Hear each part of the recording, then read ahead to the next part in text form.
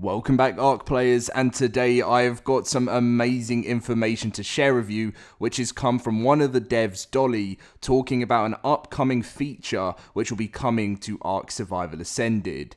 This is something we've never seen before, and it's kind of in the combat aspect of the game, and I think this will be really awesome.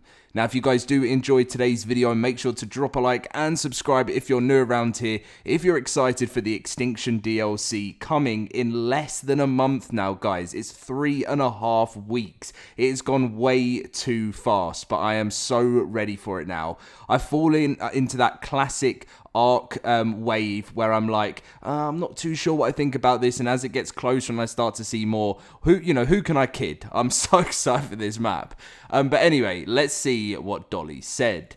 Nakatus went on to say on Twitter, the guy on the left casually attacking with 2 spears, and Dolly put, we're definitely inspired by Fury Road for this promo, which is obviously Mad Max Fury Road. But after seeing players' reactions, we couldn't help but brainstorm. Could dual wielding actually work? Right now, it's not feasible in this timeline, but we're open to exploring it down the road because it would be freaking cool. So yeah, that is very, very nice to see. That obviously Studio Wildcard. It's a bit of a shame in the promo. I didn't even notice that either. That he's actually obviously holding the 2 spears. Obviously, it's just artwork. It's nothing obviously confirmed that it's coming to the Extinction DLC. But they've said that obviously within this timeline, even small changes like that, making it so you can use 2 spears with with both hands is it probably, I'm not in game development, so I'm not going to say it's going to be easy because I'm sure it's not. But I really, really like the way that they've been inspired by like Mad Max Fury Road. I love the Mad Max films, and really, really looking forward to seeing what else they've got in store for us. Because the one thing about something I have to say I've enjoyed with Bob's Tall Tales and the stuff they've done for the new DLCs and ASA is, when they announced that they were going to be giving us all of these DLCs for ARK Survival Ascended, and then the island came out, I was kind of a bit like, ARK is in a bit of like trouble with content because, the island was cool, but like there wasn't really that much new stuff that came with it, right?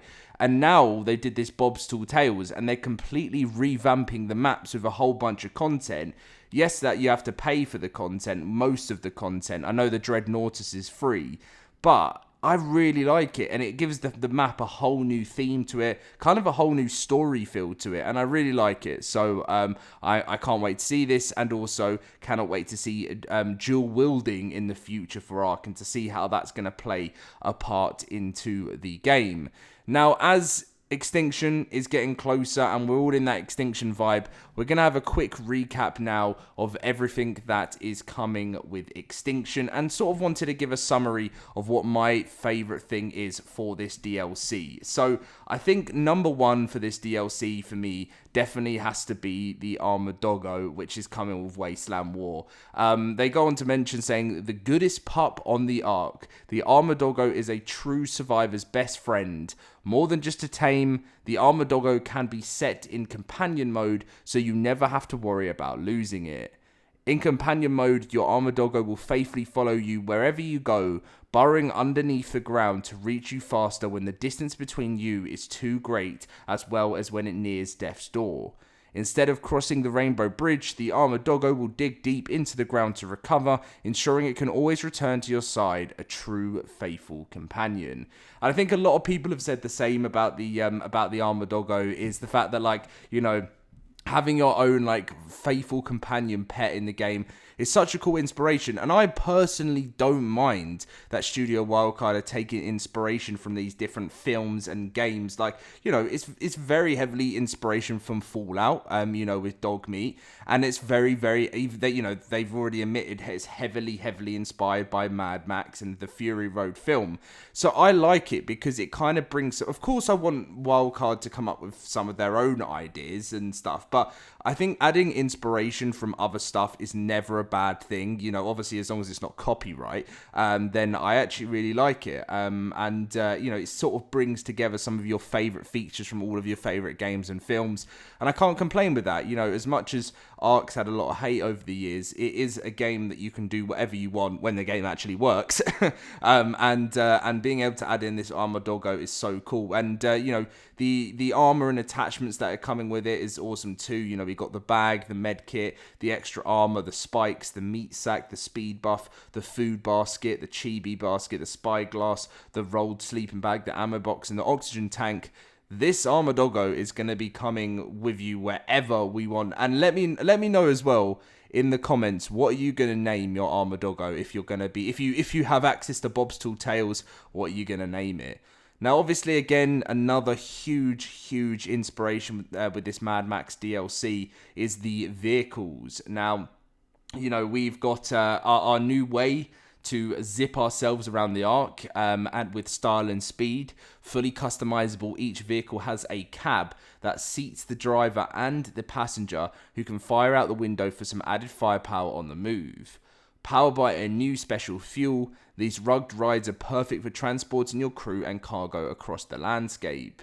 Vehicles can be crafted and stored in a garage, a workbench-style structure that prevents decay and allows for repairs. Survivors can also fully customize their rides with multiple add-ons and even equipped a turret, making each vehicle uniquely yours. So grab a buddy, fill up the tank, and hit the road. Again, one of the things that I like, you know, Extinction, there's a lot of space out there on the Wasteland, and what I do hope that they do with this new DLC is even make it that slightly a bit bigger, and give us lots of space for these kind of like Wasteland battles. Obviously, there's going to be Dreadnoughtuses out there. There's Titans.